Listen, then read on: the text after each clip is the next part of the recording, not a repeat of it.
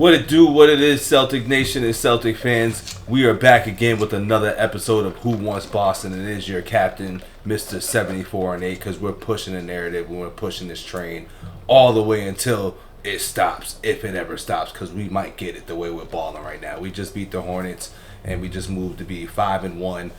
Tatum had a huge game, Brown had a huge game, great bounce back game from the other night, which was a great comeback, but once again came out flat, and it was what I like to call too little, too late. But tonight we started off the trip we're into this trip now, 1-1. We're up 1-0 on the series right now versus the Hornets.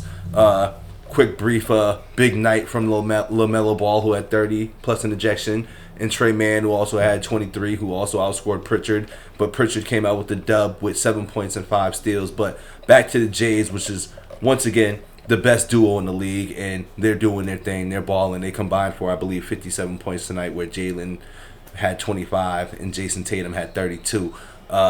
Once again, 11 rebounds. I think he also passed Paul Pierce for the most consecutive 30 in 10 games, I believe. If I'm not mistaken, I will show that stat to be corrected, but I believe he did do that earlier tonight. So once again, MV Tatum is on a tear right now. He's going off per usual. They keep trying to punk him. And the talk of tonight, too, as far as us winning and everything, is, Bush League, Grant Williams, the cheese man. If you haven't watched, Eddie House's post-game discussion on the Celtics, he compared him pretty much to the dude that was in the Lil Durk case that was his man's, but then, told on him, which was hilarious. I would check my story if you want to go check that out on Instagram if you want to, go follow me on Instagram. The link's right down there below me right here. Also, don't forget to like the video, subscribe to the channel if you're new.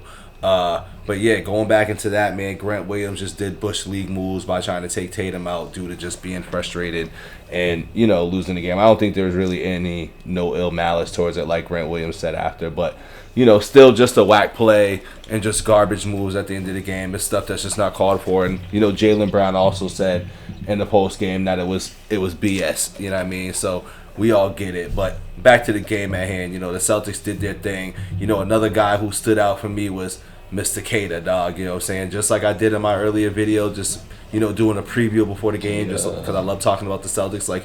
Kata's a guy who I've been screaming needed to get more reps, dog, and he was very efficient tonight, didn't miss a shot, 100%. He had 6 for 6 from the field, if you want to know. He had 12 points, beast game, 6 rebounds. He was effective on shots. He had one poster on your man Bridges, It was a nice little dunk in the game. Kata's just very important where, we didn't have Al playing. Cornette played and started, obviously, but, he's a good filler, like I've been saying, as far as, the Swiss Army knives of, centers that we have. And this is also without Porzingis playing. Now, obviously, when Porzingis comes back, minutes are going to be probably split between Cornette and Kata. But the fact that we have that guy that deep in our bench like that is pretty incredible to see, and I'm glad to see that he's finally getting the repetition, because each time he plays, and this is a great road trip, like I said, for him to be playing on, because he gets the experience against the weaker opponents. He gets his reps. He gets that, defensive rotation, and he gets that chemistry, and he gets to understand just the flow of the game and everything. So I'm loving the Kata minutes right now. I'm definitely pushing for Kata to play a lot more, and I'm glad that, I'm able to do this on this channel, because I've had this conversation outside the channel and everything, but Kata is a guy that we need to play a lot more. He affects the paint, which is something I feel like teams get off on us a lot. So when you want teams to not score in the paint, it's great to have him out there. But what stinks is that it could be a Rob Williams of the second, but he just has to get a little bit more tuned up on the defensive end of things, especially when teams get him out on that pick and roll situation and they try to get him on that ISO on that island and everything. But that's fine. That just generally happens with big men. Kata will get used to that. I feel like Kata just gets better every game. And that's just one of the guys that I'm really, putting the spotlight on every time he gets minutes or every time we talk about this Celtic stuff, because that's just what I feel and believe about Kata. Now, back to Tatum and Brown, man. Very efficient night for the two of them. Did what they needed to do. They took accountability for performing pretty bad in their standards the night before.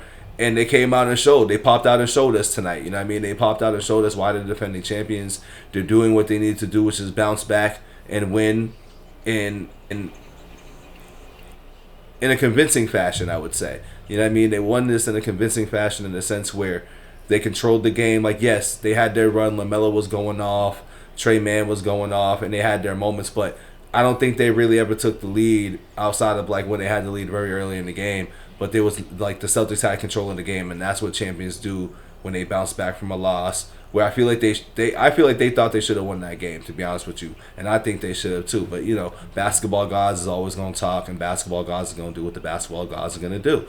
So it is what it is. You know, now what happens tomorrow night, because or whenever we play them again, I don't know if it's tomorrow night or Sunday night, but you know, we got them on a back-to-back before we head out to Atlanta, and you know, we, like I said, we have to win out on this road trip, you know, to have the media from, like, you know, stop talking and chirping at us and everything. So, you know, I just know how quick the media is and how fast they are to flip the switch on us and make it seem like we're not worthy competitors or we're fluke champions, whatever. But all good is right now. But let's also go into how many threes we took tonight, man, because at the end of the day, wow, we still stuck in the 40s range, but I thought we took about 50, but we took 42 tonight. We were actually a little off from three tonight, you know what I'm saying? 31%, 13 from 42 from three, but that's all right because we're shooting threes at a large clip, and this goes back to what I always say on this channel right now. Don't forget to like the video if you're new, you know what I'm saying? Subscribe as well. Teams, wow, they actually outshot us from three, actually, wow. But, yeah, they have the formula here, young guys, and I think their coach actually used to be on our coaching staff, so it makes sense that they have that offense implemented. And they actually shot pretty damn good from three, 19 for 48 from three, almost 50%. Sorry, almost 40% from three. And that's not too bad. And I'll give the Hornets that. You know, they're a young, scrappy team. You know, they crashed out a little bit at the end.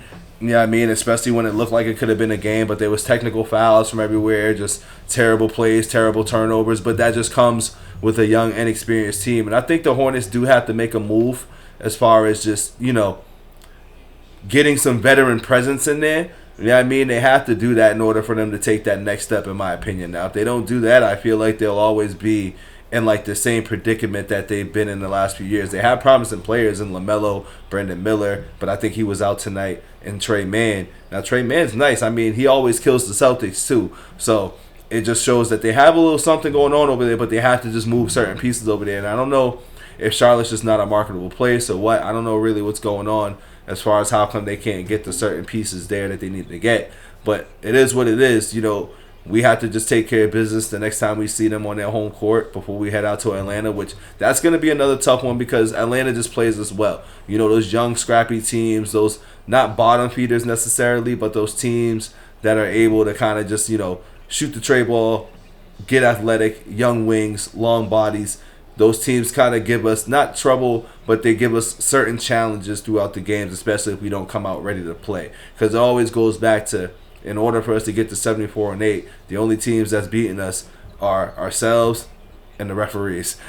You know what I'm saying? Those are the only teams that are going to really beat us in games, especially if, like, you know, it goes into us being on the road or us just getting into battles or us just starting out slow and shooting our ways back into the game. So that's just my opinion on the fact of the matter when it comes to just how we're going to get through this season, how we're going to defend our title. Because once again, this is also a title defense, so every game that we play on the road is going to be a tough game. And this is just another layer on how good the Celtics could be, become, and are. You know what I mean? Like, the Celtics are already a pretty great team, but it's always harder to get through that hump and go through things. Like, you see how, once again, we're only 6 games into the season, and teams are beating us up. Like, I'm not even going to lie. Teams are beating us up, man. Like, it's to send a message because, once again, teams are gunning for you because they know who you are. You know what I'm saying? And are you tough enough to be able to take that? Are you tough enough to be able to take on that heat? Are you tough enough to be able to fight through that adversity? Because every game you're going to fight through some sort of adversity, whether it's like you were in Indiana the other night, which I think they did a fantastic job of being able to come back from 24 and still making an overtime game, but also still being able to bounce back on the road and just control this game in a fashion that champions should. So I'm looking forward to us running into them again. Maybe the game will be flagrant heavy. I don't know. But once again, we need to come out of this losing that one game which we lost in Indiana, and that's it. So on that note, man, we will see you on the next game out in Charlotte, and we're gonna enjoy this ride on the BITO'S couch here. And on top of that, this is your captain speaking for 74-8. And don't forget to like, comment, share, subscribe. I will be back with some more. I'm out of here. Peace.